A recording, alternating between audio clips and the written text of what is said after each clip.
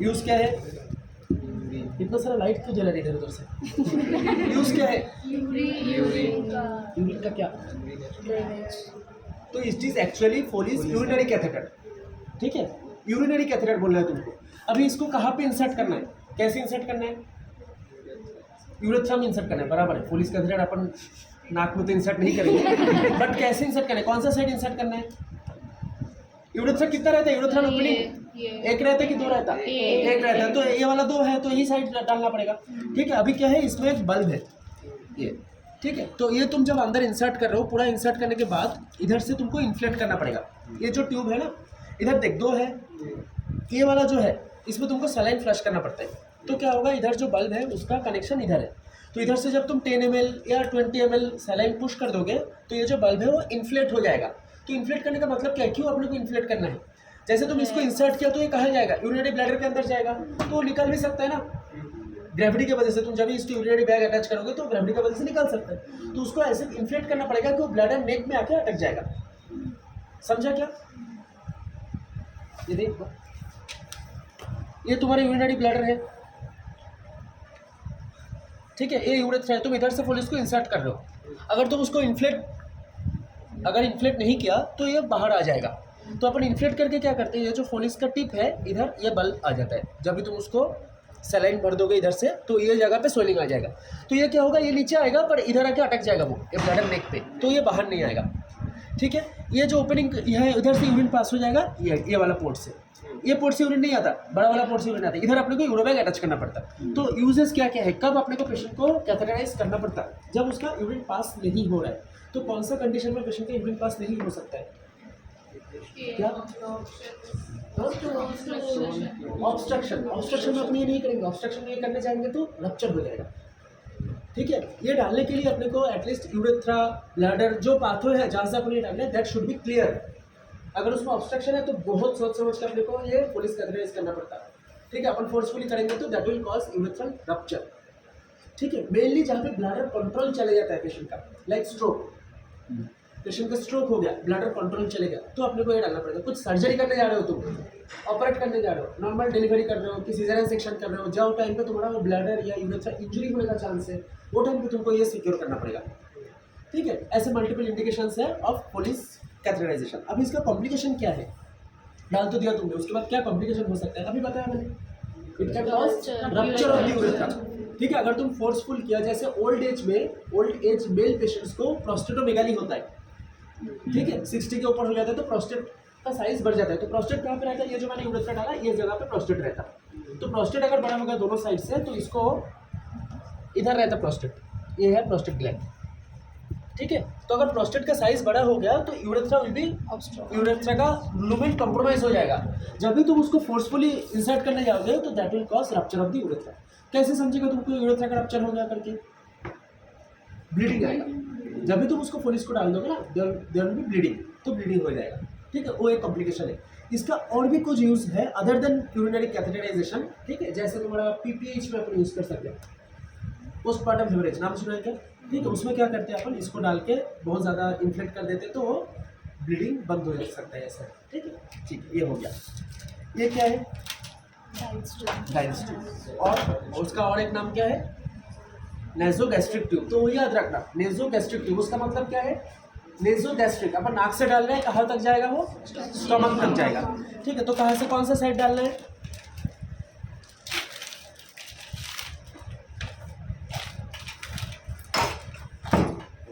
यह है, ठीक है। इसको कैसे डालेंगे अपन? ये वाला साइड डालना है, इंसर्ट करना है, ठीक है। ये वाला नहीं, इससे अपन अटैच करेंगे। अपने को कुछ ट्रेन करना है तो, कि कुछ खाना देना है तो ये अपन फिट चालू करना है तो इससे देंगे, ठीक है। ये वाला पोर्शन अपने को इंसर्ट करना है, ठीक है। कैसे इंसर्ट करोगे? इंसर्ट करने के टाइम पेशेंट का नेक का पोजीशन क्या रहेगा? ऐसे रहेगा कि ऐसे रहेगा? एक्सटेंशन या फ्लेक्शन? पक्का? क्यों? फ्लेक्शन रहेगा, ठीक है। ऑलवेज तुम पेशेंट सब सुपाइन पोजीशन में है, उसका सर के नीचे हाथ डालना पड़ेगा कि उसका फ्लेक्शन हो जाए। तब तो फ्लेक्शन जब हो रहे तब उसका नासोफेरिंजियल पाथवे विल बी क्लियर, ठीक है। तो फ्लेक्शन रहना है, एक्सटेंशन सब गलती ये करते हैं, एक्सटेंशन नहीं फ्लेक्शन करना है, ठीक है। अभी देखो इसमें ना मार्किंग क्या है,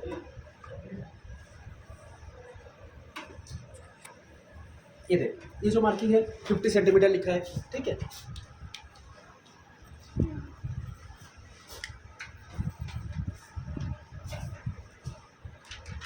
इसमें एक्चुअली 4 मार्किंग रहता है, इसमें एक ही दिया है 50 सेंटीमीटर। हाँ ये 50 60 ये देखिए 70 80 ये वाला 4 मार्किंग है। तो 4 मार्किंग का मतलब क्या है? मतलब ऐसा है कि तुम जब इसको इंसर्ट कर रहे हो अंदर, अगर तुम्हारा आउटर वाला पोर्शन, क्योंकि ये तो अंदर चले जाएगा, ये वाला पोर्शन अंदर है, ये सपोज ये 50 बाहर, मतलब आउटर वाला पोर्शन 50 में है, तो इसका tip is at the end of the oesophagus, just oesophagus का एंड में है, मतलब स्टमक के पास है वो। अगर तुम्हारा 60 है तो स्टमक में है, 70 है तो स्टमक का एंड में है, और एकदम लास्ट में है तो डोडेनम पहुंच गया। ठीक है, तो उसीलिए ये मार्किंग है, तुमको कहाँ पे रखना है वो देखने के लिए। अगर तुम 50 पे रखा, वो बस इसोफेगस का एंड में है, मतलब स्टमक के एकदम जस्ट स्टार्टिंग में है वो। 60 पॉइंट पे है तो स्टमक में घुस गए, 70 में है तो स्टमक क्रॉस कर गए, 80 में है तो डोडेनम पहुंच गए। ये 4 मार्किंग है। इसके 2 साइज आते हैं, ग्रीन वाला रहता है और एक रेड कलर का भी आते हैं। वो साइज के ऊपर डिपेंड करता है, मतलब तुम बच्चों में कर रहे हो, एडल्ट में कर रहे हो, तो बच्चों में थोड़ा सा छोटा लुमेंट वाला अपने को करना पड़ता है। ठीक है,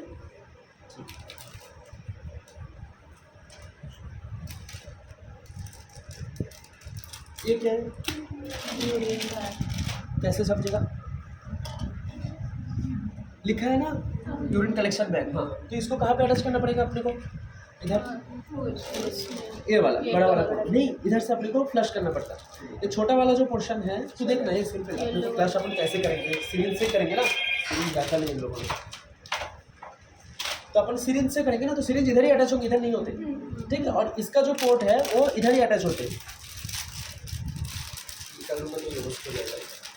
ठीक है, इसका जो पोर्ट जहाँ पे अपने को अटैच करना पड़ता है, तो यही वाला पोर्शन पे ही अटैच होते हैं वो इधर अटैच नहीं हो सकते। ठीक है, तो इसमें अपने को यूरोबैग कनेक्ट करना है, और इसमें से अपने को सलाइन देके फ्लश करना है इसको। ठीक है, अब बताओ ये क्या है?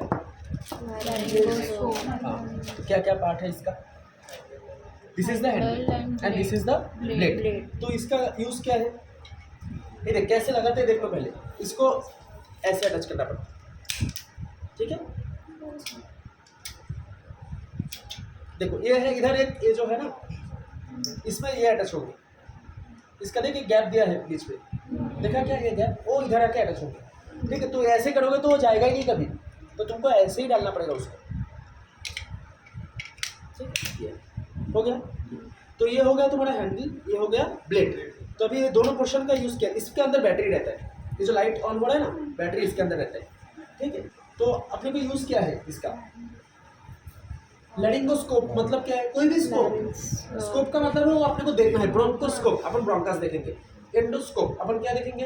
एंडोस्कोपी से अपन क्या एंडोस्कोपी बोलते हैं, तो इसोफेगस देखेंगे। तो लेरिंगोस्कोप इसमें क्या देखेंगे? लेरिंग्स देखेंगे। ठीक है, तो इसके यूज क्या है, मतलब अपन इसको यूटिलाइज कर सकते हैं। ये सब बाद में एक बार अटैच करके सबके सब प्रैक्टिस कर लेना। ठीक है, क्या है उसका यूज? मतलब अपन लैरिंग्स देख रहे हैं, ट्रैकिया देख रहे हैं, तो एंडोट्रैकियल इंट्यूबेशन वो टाइम पे अपने को ये यूज करना पड़ेगा। ठीक है, तो कब पेशेंट को इंट्यूबेशन लग सकता है, एंडोट्रैकियल इंट्यूबेशन अपन कब करेंगे, मतलब indication of endotracheal intubation. Endotracheal trachea के अंदर अपन इंट्यूबेट करेंगे, क्यों करेंगे? पेशेंट को रेस्पिरेटरी सपोर्ट देने के लिए करेंगे। तो पेशेंट्स ऑफ रेस्पिरेटरी फेलियर, ठीक है, the patients of respiratory failure we can use this for endotracheal intubation. ठीक है, और क्या है, मतलब रेस्पिरेटरी फेलियर का भी कॉजेज क्या क्या है, कौन सा कंडीशन का पेशेंट रेस्पिरेटरी फेलियर में जा सकता है?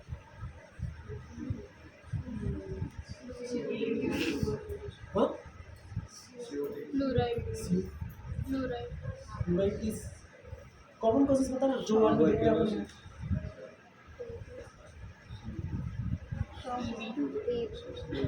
तो तुम स्ट्रोक का पेशेंट रेस्पिरेटरी सेंटर जब चले जाते हैं उसको, ठीक है, रेस्पिरेटरी फेलियर का टाइप्स वगैरह पता है क्या तुम लोगों को? वो क्वेश्चंस आते हैं क्या? टाइप्स ऑफ रेस्पिरेटरी फेलियर आते हैं क्या?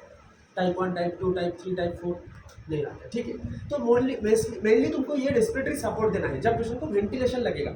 ठीक है, लाइक तुम्हारा स्ट्रोक का पेशेंट्स में दे सकते हैं अपन, एक्यूट एग्जामिनेशन ऑफ सीओपीडी में दे सकते हैं, कुछ पॉइजनिंग का पेशेंट को दे सकते हैं, ओबी पॉइजनिंग वगैरह, उनको भी रेस्पिरेटरी फेलियर हो जाता है। ठीक है, तो उसके लिए अपने को ये यूज़ करना है। तो ये करके अपन क्या करेंगे, ये लैरिंगोस्कोप से अपने को बस लैरिंग्स दिखता है।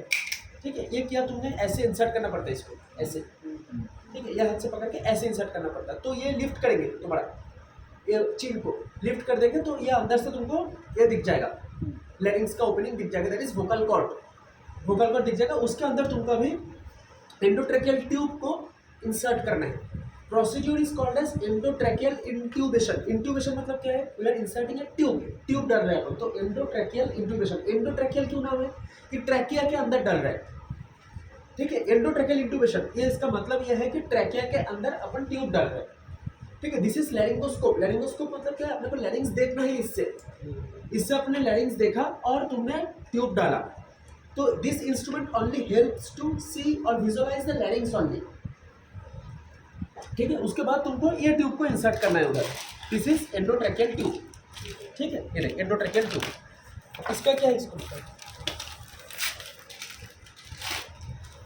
देखो, इसका भी सेम है जैसे मैंने पुलिस के लिए बताया तुमको कि ये भी अगर तुम डाल के छोड़ दोगे तो निकल आएगा, क्योंकि अपना जो लैरिंजियल इनलेट है उसमें कफ रिफ्लेक्स रहता है। कफ रिफ्लेक्स क्या है, जब भी तुम्हें इंसर्ट करने जाओगे ना, पेशेंट खांसते हैं तब, ठीक है। अपने अभी खाना खाने के टाइम, पानी पीने के टाइम अगर कुछ गला में अटक गया तो अपन को खांसी आता है, तो दैट इज कफ रिफ्लेक्स, ठीक है। वो अपने को लैरिंग्स का एंट्री में रहता है कि उधर बाहर का कुछ चीज़ अंदर नहीं जाना चाहिए। इधर दो पोर्ट है ना, एक ट्रैकिया वाला है, एक इसोफेगस है। इसोफेगस में खाना जाते हैं, ट्रैकिया में एयर जाते हैं। अगर इसोफेगस में एयर चलेगा तो कुछ प्रॉब्लम नहीं है, पर ट्रैकिया में अगर कुछ दूसरा सॉलिड या लिक्विड चीज चलेगा एक्सेप्ट एयर, तो दैट विल कॉज इरिटेशन, और तो तुमको कफ रिफ्लेक्स आएगा, ठीक है। तो ये भी जब तू डाल रहा है तभी पेशेंट को कफ रिफ्लेक्स आएगा, तो तूने जबरदस्ती उसी के अपने पेशेंट को सीरियट करना पड़ता थोड़ा सा, नहीं तो कफ आउट कर देते हैं। अगर तू डाल के ऐसे छोड़ दिया तो वो निकल जाएंगे बाहर, तो उसके लिए उसको भी लॉक करना पड़ेगा। लॉक कैसे करेंगे, ऐसे करेंगे, ये देख, ये वाला पोर्शन इन्फ्लेट हो जाता है। ये जो पोर्ट दिया है तुमको, ये तो तुम ऐसे जब भी इसको देख, ये किया तुमने, ऐसे देखा उसको पेशेंट का, मतलब ओरल कैविटी से तुमने उसको रोजेस पोजीशन बोलते हैं। कौन सा पोजीशन पे अपने को ये लैरिंगोस्कोप इंसर्ट करने, that is called as Rose's position, ROSE, ठीक है। उसमें एक्सटेंशन रहता है, जैसे राइल्स ट्यूब डालने के टाइम फ्लेक्शन रहता है, ये डालने के टाइम एक्सटेंशन करना पड़ता है। ये डालने के टाइम अगर तूने फ्लेक्स किया तो कैसे डालेगा, ये तो लिफ्ट अप ही नहीं होगा ना, तेरे को विजन ही नहीं मिलेगा। तो एक्सटेंड करके तुमने ये इंसर्ट किया, करने के बाद तुमको लैरिंग्स दिखेगा, लैरिंग्स का opening, that is vocal cord, एकदम अच्छे से वोकल कॉर्ड का ओपनिंग दिखता है, दो ऐसे वोकल कॉर्ड, उसके अंदर तुमको ये डालना पड़ेगा, ठीक है। तो ये जब ऐसे तुम इसको अंदर इंसर्ट कर दिया, करने के बाद इसको निकाल लिया, इसका काम खत्म। ये जब तुम्हारा सिक्योर हो गया, ट्यूब जब तुमने अंदर डाल दिया तो इसका काम खत्म, इसको तुमने निकाल लो, समझा क्या। This was just to visualise the vocal cord, ठीक है। अभी इधर अपन ये सब यूज करते हैं, दूसरा जगह में वो वीडियो लैरिंगोस्कोप भी रहता। वीडियो लैरिंगोस्कोप क्या है, इधर एक कैमरा लगा हुआ है और इधर एक स्क्रीन है, उसमें अपने को बहुत ज़्यादा कुछ पेशेंट को लेके ये नहीं करना पड़ता, जस्ट उसको ऐसे सीधा इंसर्ट करना, तेरे को स्क्रीन इधर दिखेगा लैरिंग्स। ये जगह पे क्या है, तेरे को अंदर घुसना पड़ता है, इसके विजन बराबर देखना पड़ता है उसका लैरिंग्स को ओपनिंग के लिए। वीडियो लैरिंगोस्कोप पे बस तुमको स्क्रीन पे आएगा और तुम इजीली उसको इंसर्ट कर सकते हो। तो this machine is just to visualise the लैरिंग्स।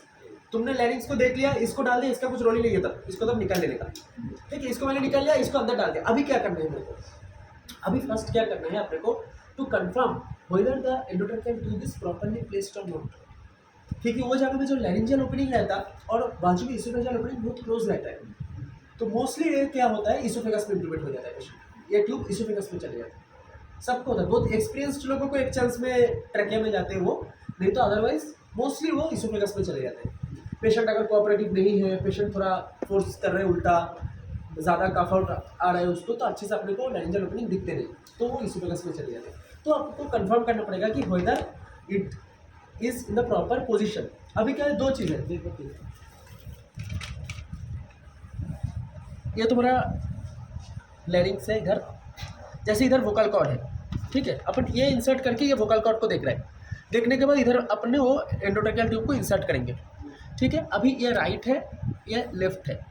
Anatomically इस राइट इज मोर स्टिप, ये इसका स्ट्रेट लाइन जैसे है, वो पता है ना, राइट साइड का जो ब्रोंकस है that is more straight line, और ये लेफ्ट वाला है, ठीक है। और इसका बाजू में ये इसोफेगस है, ठीक है। ये तुम्हारा जा रहा है लंग्स पे और ये स्टमक पे जा रहा है, ठीक है। अभी क्या क्या प्रॉब्लम हो सकता है, कॉम्प्लिकेशन, एक हो सकता है कि ये ट्रैकिया में गया ही नहीं, ये चले गया इसोफेगस में, ठीक है। दूसरा क्या ऐसा होता है कि तुमने बहुत ज़्यादा, ये इधर भी मार्किंग है ना, ये देख, ये जो मार्किंग है 18, 20, 22, 24, 26, ये फिक्स्ड क्या रखता है अपन, फीमेल्स के लिए 22 पे रखता है, मेल्स के लिए 24 पे रखते हैं। आउटर पोर्शन फीमेल्स के लिए 22 में रहेगा, मेल्स के लिए 24 में रहेगा, ये स्टैंडर्ड है, ठीक है। That also depends on the age कितना है, ठीक है, हाइट कितना है उसके ऊपर डिपेंड करता है, पर यूजुअली जनरली अपन 22 और 24 को प्रेफर करते हैं। ठीक है, एक प्रॉब्लम क्या हो सकता है कि ये इधर चलेगा, स्टमक में चलेगा, वो लंग्स में गया ही नहीं। दूसरा प्रॉब्लम क्या हो सकता है, जैसे right bronchus is more in the straight line, वो राइट ब्रोंकस में चले गया। ठीक है, तो यूनिलेटरल इंटूबेट हो गया, वो राइट साइडेड इंटूबेशन हो गया। तो इसको तुम कंफर्म कैसे करोगे? तो डालने के बाद ही तुरंत इसको इन्फ्लेट करके छोड़ना नहीं है। जैसे पकड़ ले कि वो स्टमक में चले गया वो ट्यूब, तुमने वेंटिलेटर वगैरह लगा दिया तो फायदा होगा क्या? वो पूरा स्टमक डिस्टेंट हो जाएगा ना। तो तुमको कंफर्म करना पड़ेगा। कैसे कंफर्म करोगे? सिमिलरली राइल्स ट्यूब डालने के बाद भी अपने को कंफर्म करना पड़ता है। कभी कभी राइल्स ट्यूब भी उल्टा जगह में चले जाते हैं। जैसे इसका ये इधर घुस सकते हैं, राइल्स ट्यूब इधर घुसने की कोशिश करो, और ट्रैकिया में भी घुस सकते हैं। तो यू हैव टू कंफर्म कि राइल्स ट्यूब उधर गए। कैसे कंफर्म करोगे राइल्स ट्यूब? हर चीज़ जो अपन इंसर्ट करते हैं उसका कंफर्मेशन चाहिए, उसके बाद तुमको फाइनल ये करना है। फोलिस को भी कंफर्म करना पड़ता है, वो मैंने बोलना भूल गया। तो राइल्स ट्यूब कैसे कंफर्म करेंगे अपन? राइल्स ट्यूब का पहले बता देते। राइल्स ट्यूब तुमने इंसर्ट किया, वो कहाँ पे गया? स्टमक में जाना चाहिए। प्रॉपर गया कि नहीं वो देखने के लिए आपको क्या करना पड़ेगा, एक सिरिंज में पानी में एयर, ठीक है, अगर पानी डाल दोगे गलती से, अगर ट्रैकिया में था तो पूरा लंग्स में पानी चले जाएगा। तो अपने को एयर पुश करना पड़ेगा 10 या 20 सीसी, और स्टेथोस्कोप इधर स्टमक में रख के अपने को ऑस्कल्टेट करना पड़ेगा। तो तुमको एक फ्लो ऑफ एयर का आवाज़ आएगा। इधर रखना है, not over the chest, over the abdomen. ठीक है, एब्डोमेन पे इधर अपन ने रखा और 20 सीसी या 10 सीसी का एयर फ्लश किया राइल्स ट्यूब में, तो तुमको एक एयर का साउंड आएगा। तो तुम कंफर्म कर सकते हो कि वो स्टमक में है। ठीक है, दूसरे क्या है, फोलिस कैसे कंफर्म करोगे? फोलिस कंफर्म करने इज बहुत इजी। फोलिस अगर प्रॉपर जगह में गया तो यूरिन पास आ गया, यूरिन आ जाएगा। जब भी वो ब्लैडर में पहुंचेगा तभी यूरिन आ जाएगा। यूरिन आया तभी तुमको बल्ब को इन्फ्लेट करना है। ठीक है, उसका पहले नहीं। देख, जब तक वो वाला तो दिखाऊंगा, तुमने फोलिस इधर से डाल रहे हो, जब तक वो यूरेथ्रा में है तब तक उसको यूरिन नहीं आएगा। जब वो ब्लैडर में घुसेगा तभी उसको यूरिन पास होगा। तो ब्लैडर में आएगा, तुम्हारा बाहर से यूरिन आया तो ही तुम उसको इन्फ्लेट करोगे। जब तक यूरिन नहीं आ रहा है तब तक तुम इन्फ्लेट नहीं कर सकते उसको। इन्फ्लेट करोगे तो क्या प्रॉब्लम होगा? सपोज ये फोलिस का टिप इधर ही है, तुमने इन्फ्लेट कर दिया तो क्या होगा? यूरेथ्रा फट जाएगा, उनका यूरेथ्रा रप्चर हो जाएगा, क्योंकि यूरेथ्रा वो इन्फ्लेटेड पोर्शन लेने लायक है ही नहीं ना। ब्लैडर के अंदर स्पेस है, वो तुम इन्फ्लेट करोगे तो ब्लैडर के अंदर अटक जाएगा। वो अपन उसको रुकाने के लिए किया है। बट यूरेथ्रा के जब तक है तब तक तुम्हारे, जब तक तुम्हारे फोलिस का आउटपुट से यूरिन नहीं आया तब तक तुम उसको इन्फ्लेट नहीं कर सकते। इन्फ्लेट कर दिया तो यूरेथ्रा रप्चर हो गया। तो यूरिन पहले आना है, यूरिन आ जाएगा तो कंफर्म है कि फोलिस का tip is in the bladder, तब तुम उसको इन्फ्लेट कर सकते हो। ठीक है, तो वो कंफर्मेशन है। ठीक है, ठीक। अभी इसको ये वाला, अभी ये वाला, अभी क्या है, अगर तुम्हारा ये ट्यूब स्टमक में चलेगा तो क्या होगा?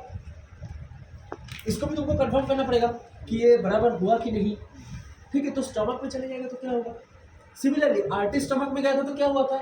इधर ऑस्कल्टेट किया था अपन ने, तो इधर की आवाज़ इधर ही आएगा, ओवर लंग फील्ड्स नहीं आएगा। ठीक है, अभी क्या है, इधर नहीं आ रहा है तो तुम कंफर्म है कि अच्छा एक्सपीरियंस्ड हैंड है, वो बहुत सारे किया है, वो कंफर्म है कि वो ट्रैकिया में ही किया। अभी और भी एक प्रॉब्लम हो सकता है, राइट साइड चला नहीं जा रहा, right side is more straight line, तुमने ज़्यादा दे दिया, वो राइट साइड में चले गया तो क्या होगा? राइट साइड में जाएगा तो that will cause single lung ventilation. Right side का लंग ही वेंटिलेट होगा, लेफ्ट साइड का लंग कोलैप्स हो जाएगा, उसको तो एयर ही नहीं मिलेगा ना। मतलब ये ट्यूब सीधा आके इधर चलेगा, ये राइट साइड में चलेगा, तो ये वाला लंग्स को कुछ नहीं मिल रहा है, तुम इधर वेंटिलेटर लगा दिया, वेंटिलेटर बस इसको इन्फ्लेट करते रहेगा और ये वाला पोर्शन कोलैप्स हो जाएगा। उसको कैसे कंफर्म करोगे? उसीलिए अपने को 4 क्वाड्रेंट्स पे ऑस्कल्टेट करना पड़ता है। ये इसका अपर लोअर। ठीक है, तो 4 क्वाड्रेंट्स में तुमने ऑस्कल्टेट किया, 4 जगह पे बराबर एयर एंट्री आ रहा है, तो ये आम्बू वैक्स से अपने को एयर पास करके उसका एंट्री चेक करना पड़ता है। अगर चारों क्वाड्रेंट में बराबर एयर एंट्री आ रहा है दैट मीन्स वो प्रॉपर जगह में है। ठीक है, आइडियली तो तुम एक जगह ऑस्कल्टेट करके भी कंफर्म कर सकते हो, दैट इज लेफ्ट बेस। ठीक है, मोस्टली गलती कहाँ पे होता है? राइट साइड में ही जाता है ना, गलती होकर कभी लेफ्ट साइड में नहीं आएगा, आइदर वो बीच में रहेगा नहीं तो राइट में घुस जाएगा। तो अगर तुमने लेफ्ट बेस को बस ऑस्कल्टेट किया, यस और नो, अगर लेफ्ट बेस में एयर एंट्री आ रहा है दैट मीन्स बराबर पोजीशन पे है, अगर लेफ्ट बेस में एयर एंट्री नहीं आ रहा है दैट मीन्स राइट साइड में चलेगा। ठीक है, तो उससे भी तुम कंफर्म कर सकते हो। पर एग्जामिनर पूछा तो बोलना है कि चारों साइड अपने को ऑस्कल्टेट करके all over 4 quadrants air entry है क्या नहीं वो चेक करना पड़ेगा। ठीक है, तो तुमने चेक कर लिया कि बराबर जगह पे है, उसके बाद तुम उसको इन्फ्लेट करोगे, इसका पहले नहीं, बिना कंफर्म करके उसको इन्फ्लेट नहीं करना है। जैसे फोलिस भी बिना यूरिन नहीं आया तो उसको इन्फ्लेट नहीं करना, इसको भी पोजीशन कंफर्म, मतलब without confirming the position you cannot inflate, क्योंकि क्या पता इसोफेगस में तुमने इन्फ्लेट कर दिया, इसोफेगस में अटक जाएंगे, क्या पता वो राइट ब्रोंकस में है, इन्फ्लेट कर दोगे राइट ब्रोंकस में अटक जाएंगे। ठीक है, तो कंफर्म कर लो all over 4 quadrants air entry है, दैट मीन्स तुम्हारा बराबर पोजीशन पे है, उसके बाद तुम उसको इन्फ्लेट कर दो। ठीक है, अभी इन्फ्लेट करने का मतलब क्या है, क्यों इन्फ्लेट करना है? एक तो यूज क्या है, मैंने बताया कि इसको बाहर निकल नहीं जाएंगे वो, क्योंकि कफ आउट करेंगे पेशेंट, कफ रिफ्लेक्स आएगा तो निकालने का कोशिश करेंगे, तो ये निकल ले जाएंगे, ये बराबर पोजीशन पे रहेंगे। दूसरा इसका यूज है कि प्रिवेंट द एस्पिरेशन। ये ट्रैकिया के अंदर है, जब तुम इसको इन्फ्लेट कर रहे हो ये लॉक हो रहा है, ये पकड़ ले कि ये ट्रैकिया का लुमेन है, इसके अंदर ये ट्यूब है, इसको तुमने जब इन्फ्लेट कर दिया तो ये लॉक हो गया, तो क्या होगा, दूसरा कुछ चीज़ ट्रैकिया के अंदर घुस नहीं पाएंगे, बस ये ट्यूब ही रहेगा अंदर, ये ट्यूब के साथ अपना वेंटिलेटर या जो भी है कनेक्टेड है, तो दूसरा बाकी कुछ जैसे ओरल सिक्रेशंस बोलो कि दूसरा कुछ चीज़ इसके अंदर घुस नहीं पाएंगे, तो टू प्रिवेंट द एस्पिरेशन। एक इसका यूटिलिटी क्या है कि पोजीशन इसका कंफर्म रहेगा, दूसरा इसकी यूटिलिटी क्या है, एस्पिरेशन प्रिवेंट करेंगे। ठीक है, तो इससे अपने को इन्फ्लेट करना है। और जब तुम इसको इन्फ्लेट करोगे, ये इन्फ्लेटेड है कि नहीं, ये तो अंदर है ना, ये इन्फ्लेटेड है कि नहीं है, और तुमको कैसे समझेगा, इधर प्रेशर के सीरीज जाता है,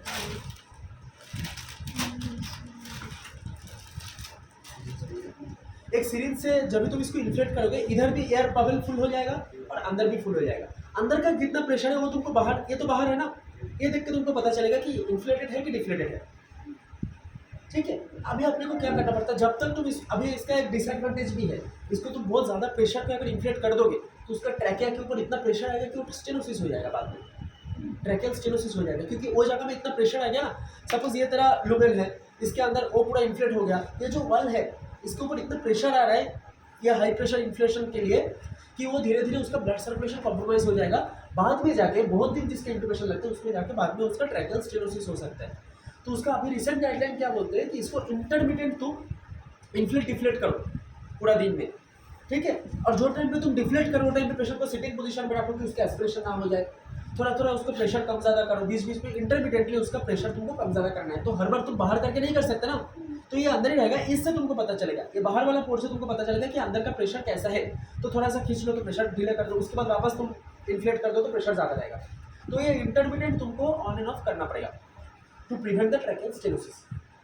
ठीक है, अभी इसका कॉम्प्लिकेशन क्या है, एक तो कॉम्प्लिकेशन मतलब बेसिकली वो गलती है, एक गलती है क्या हो सकता है, इसोफेजियल इंट्यूबेशन हो गया, दूसरा गलती हो सकता है राइट साइड हो गया, और अभी कॉम्प्लिकेशन क्या होगी इसका, ये तो लाइफ सेविंग प्रोसीजर है ना, रेस्पिरेटरी सपोर्ट है, तो ये डाल के तुमको ये अटैच करना पड़ेगा इधर, पहले ये अटैच करना पड़ेगा, उसके बाद वेंटिलेटर अटैच करना पड़ेगा। तुमने ये सब कर लिया, पर इसके लिए कॉम्प्लिकेशन क्या हो सकता है, एक तो मैंने बताया ट्रैकियल स्टेनोसिस हो सकता है, दूसरा क्या हो सकता है, परफोरेशन भी हो सकता है। तुम अगर बहुत वायलेंटली किया, पेशेंट बहुत रेजिस्ट कर रहा है, तुमने ज़बरदस्ती बहुत कुछ किया, तो that can cause perforation also, vocal cord perforation भी हो सकता है। तीसरा क्या हो सकता है, ये जो अपने वेंटिलेटर वगैरह देते हैं पेशेंट को, एस्पिरेशन एक हो सकता है, एस्पिरेशन प्रिवेंट करने के लिए अपन ये करते हैं, पर 100% प्रिवेंशन तो नहीं होता है, एस्पिरेशन हो सकता है। तीसरा क्या हो सकता है, अपने बाकी एस्पिरेशन तो प्रिवेंट कर दिया, ठीक है, पर वेंटिलेटर तो इसमें अटैच किया ना, वेंटिलेटर से इन्फेक्शन इसके अंदर घुस सकता है, that is called as ventilator associated pneumonia. ठीक है, जिसका ओनली एंट्री इज दिस, इससे ही एंट्री होता है। वेंटिलेटर तुम अटैच कर दिया इधर ये वाला पोर्ट से, वेंटिलेटर चालू है, वेंटिलेटर से न्यूमोनिया का जो ऑर्गेनिज्म है वो इसके अंदर चले जाएगा, तो it can cause ventilator associated pneumonia also. ठीक है, अभी इसका क्या रोल है, तुमने ये डाल दिया उधर, ठीक है, पहले तो ये अपने को जानना है, जैसे कोई पेशेंट को तेरे को इंट्यूबेट करना पड़ेगा, पेशेंट रेस्पिरेटरी फेलियर में है कि रेस्पिरेटरी फेलियर में जा सकता है, तुम प्लान किया कि उसको अभी अपन इंट्यूबेट करेंगे, करके वेंटिलेटर में डालेंगे कि जो भी करेंगे, तो क्या करोगे फर्स्ट, तो first step is you have to pre oxygenate the patient. Pre oxygenate का मतलब क्या है, तुमने पहले पेशेंट, क्योंकि पेशेंट का रेस्पिरेटरी ऑलरेडी सप्रेस हो रहा है ना, पेशेंट का ऑक्सीजन लेवल कम हो रहा है, तो तुमको पेशेंट को पहले ऑक्सीजन लेवल बढ़ावा देना पड़ेगा, तो उसके लिए क्या, और ये सब करने में थोड़ा सा टाइम लग जाता है ना। ऐसे भी हो सकता है कि जो एक्सपर्ट लोग नहीं है जो कर सकता है, तो इमरजेंसी में तुमको पहले थोड़ी देर उसको सपोर्ट देना है, तो firstly you will do pre oxygenate. Pre oxygenate का मतलब क्या है, ये मास्क के अपन प्री ऑक्सीजनेट करते हैं, ठीक है, इसका बीच में और एक है जो टूट गया एक है, तो ये इधर अटैच होता है, इसको अपने को पेशेंट का nose and face, nose and mouth opening इसमें ऐसे रखना पड़ता है, और इधर ऑक्सीजन अटैच करना पड़ता है। देख इधर क्या क्या पोर्ट है, ये वाला जो छोटा वाला पोर्ट है इसमें अपन ऑक्सीजन अटैच करते हैं, ठीक है, ये पोर्ट कुछ काम का नहीं है, ये जो अपन प्रेशर दे रहा है तो ये एयर को खींचते हैं उधर, ठीक है, और ये वाला पोर्शन तुमको इधर अटैच करना पड़ेगा। ये सपोज पकड़ इधर फेस है पेशेंट का, तो इधर मैंने ऐसे रखा और थोड़ा प्रेशर दे के रखना है क्योंकि नहीं तो क्या होगा, तुम इधर से प्रेशर दोगे सब बाहर चले जाएगा, ठीक है। दिस इज प्री ऑक्सीजनेशन, मैं बता रहा हूँ। तब तक तुमने ये सब इंटूबेट वगैरह कुछ भी नहीं किया, ये लगा कि इधर ऑक्सीजन कनेक्ट करना है, बिना ऑक्सीजन के नहीं करना है, उसका नाम ही है प्री ऑक्सीजनेशन। बिना ऑक्सीजन कनेक्ट करके तुम ये करोगे तो कितना % ऑक्सीजन जाएगा उसको, 21%, that is of the room यार। तुम ऑक्सीजन कनेक्ट करोगे तो उसको तुमको 100% ऑक्सीजन मिलेगा, तो 100% ऑक्सीजन देकर उसको प्री ऑक्सीजनेट करना है फॉर 3 to 4 मिनट्स एटलीस्ट, ठीक है। तो कैसे करोगे तुम, ये प्रेस करके ऐसे, ठीक है। उसको तुमने प्री ऑक्सीजनेट किया, ऑक्सीजन लेवल बढ़ाया, उसके बाद तुमको उसको इंट्यूबेट करना पड़ेगा, ठीक है। तो प्रॉपर इंट्यूबेशन का मेथड क्या है, उसको पहले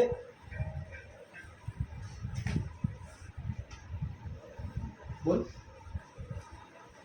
ना, 26 में होगा टाइम है ना, 30 तारीख को। हाँ